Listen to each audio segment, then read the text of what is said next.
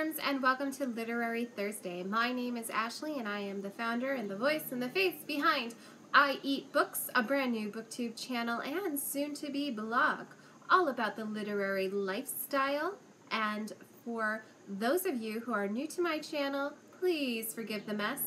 I'm following that philosophy that if you want to start making videos and talking about the things you love, what you have to do is get in front of the camera and take a chance. So that is what is happening right now. We are currently filming on an iPad Air 2, and we are currently located in my bedroom with the bland background, but it is probably the quietest room in the house, and I need to get some bookshelves in here so you guys get something more interesting to look at. So today I am discussing why I believe it's not a good idea to set yourself a reading quota. By reading quota, I mean those of you who challenge yourselves to read 100 books this year, 50 books this year, 10 books this month, 1 book a week, any kind of challenge like that.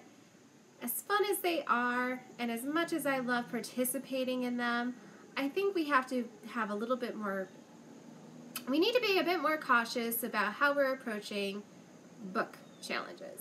Because if you're anyone like me, whenever you get really stressed out or something's going on in your life, you may not read as much. And then if you're not reading as much and not really meeting those quotas you set for yourself, you end up feeling really discouraged. You start believing you're not a good reader, or maybe you have no business either having a booktube channel or a blog or anything like that, especially if you're someone like me or one of my fellow booktubers. You may think, oh, I can't even read. I didn't even read anything this month. I might as well just quit. I'm a sham. I don't belong here. That is such dangerous thinking because things happen in life, and you want to make sure that the things you do love, such as reading, if that's one of your passions, you don't want your love to turn into an obligation, because all that's going to happen from that is you're going to eventually hate what you're doing. And for me, for example, right now I'm going through a really challenging time in my life. I recently lost my job. I am trying to launch my own business, but I need to do a lot of studying and prepared work before I can do that. I'm in my final year of graduate school, which I'm doing an online program in, so all of it is very self-motivated. I mean, I don't have to go to classes or anything, but I have to read the material and get the work done by the time it's due, and my grades are completely contingent on what I am able to teach myself. It can get really stressful, and September has been crazy. In fact, even today, I'm so jittery and anxious. I had a job interview earlier, and I'm trying to figure out all the stuff that I need to do to make money, and I have not been reading that much. And a couple weeks ago, I made my to be read video for September with all these books I want to read, and I can tell you right now, by the end of the month, I probably will have only read a fraction of those books, and that's okay, because I love reading, and I want reading to be an escape for me, and something that I can do on my own time when I feel relaxed, when I can focus on the story that I am reading, and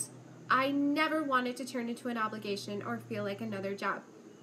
So, if you enjoy book challenges and find them fun and they motivate you to read, that's great. But don't ever feel discouraged because you cannot meet a reading quota or you fail a reading challenge. That does not mean you're not a good reader. That does not mean you shouldn't have a booktube channel. That just simply means maybe life is a little too hectic right now. Books will always be there for you, but they are not your job, and it is not your mission to read every single book in the world and to beat other people with the books that you are reading.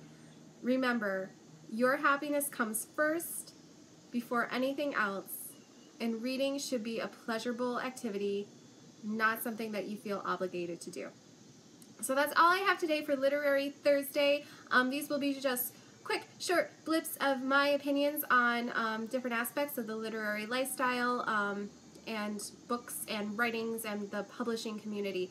So stay tuned. If you are interested in the blog, which is launching on September 14th, please subscribe to my newsletter, link below.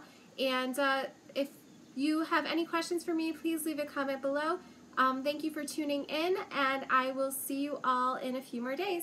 Bye-bye.